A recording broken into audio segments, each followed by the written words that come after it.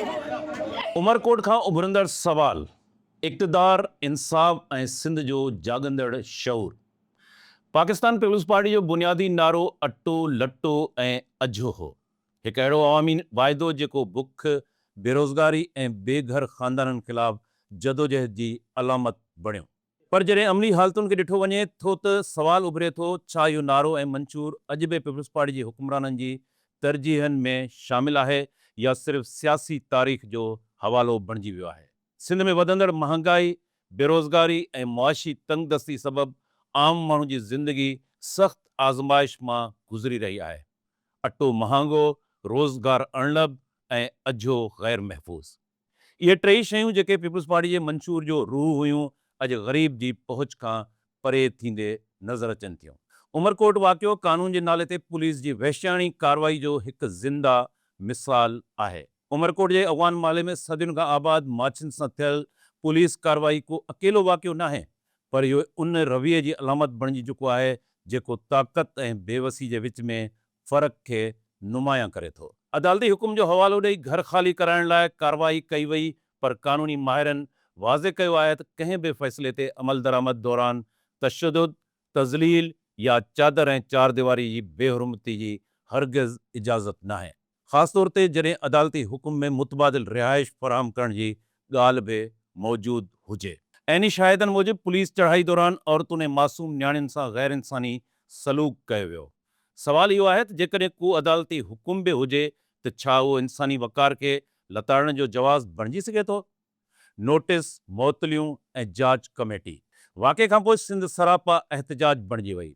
Social media, सियासी ऐं समाजी धुरियुनि जे दबाव खां पोइ सिंध जे घरू वज़ीर ज़ियाल अंजार नोटिस वठंदे DSP उमरकोट ऐं मुलविस अहलकारनि खे मुअतल कयो ऐं IG ऑफिस खे रिपोर्ट करण जूं हिदायतूं जारी कयूं वियूं।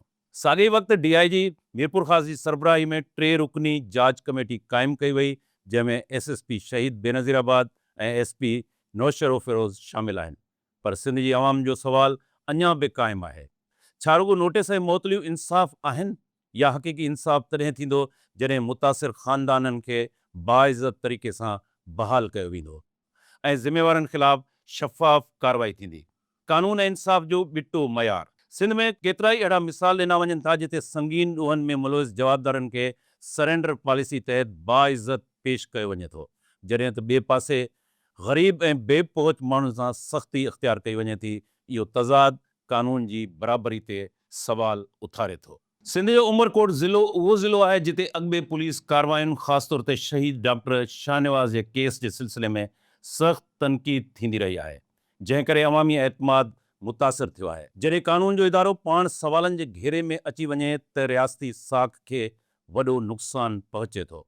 अवामी दबाव ऐं सिंध जे इज्तिमाही शऊर जो नतीजो। सिंध जे अवामी एहतजाज खां पोइ गिरफ़्तार कयल औरतुनि जी आज़ादी, मुतासिर माछियुनि जो पंहिंजनि अबाणनि घरनि ॾांहुं वापसी ऐं हज़ारे माण्हुनि जो धरणो जशन में तब्दील थियणु, इहे सभु निशान आहिनि त सिंध में अवामी शऊर ज़िंदा आहे। सोशल मीडिया ऐं सिंध जे बाशऊर समाज जे गॾियल आवाज़ हुकूमत खे झुकण ते मजबूर कयो, पर हीउ रुगो हिकु केस जी कामयाबी नाहे। हीउ सवाल आहे त छा सिंध जो हीउ जाॻंदड़ शऊर कंहिं मुनज़्ज़म सियासी, समाजी या नज़रियाती तहरीक में तब्दील थी सघे थो? अॻिते जो रस्तो एहतजाज खां तब्दीली ताईं। सिंध में उमरकोट जहिड़ा वाक़िया जेकॾहिं रोज़ जो मामूल बणिजी वञनि त इहो निज़ाम लाइ ख़तरनाक इशारो आहे।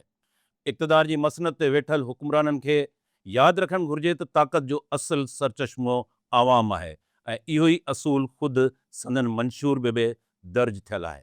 हाणे सिंध सरकार जांच कंदड़ कानूनी इदारनि जो असुलु इम्तिहान हीउ आहे, छा जांच कमेटी जी रिपोर्ट अवाम ॾाढो शफ़ाफ़ अंदाज़ में पेश थींदी? छा मुतासिर ख़ानदाननि खे मुस्तक़िल, मुतबादिल या मालिकी जा हक़ मिलंदा? छा पुलिस सुधारण लाइ अमली क़दम खयां वेंदा? जेकॾहिं सिंध जो अवामी शऊर मुनज़्ज़म सियासी क़ुवत में तब्दील थियो त इहो रुगो एहतजाज ताईं महदूद न रहंदो, पर सियासी, समाजी ऐं मुआशी तब्दीली जो रस्तो हमवार करे सघे थो। सिंध जी तारीख़ ॿुधाए थी त हिते शऊर कॾहिं बि मुकमल तौरु दॿिजी न सघियो आहे।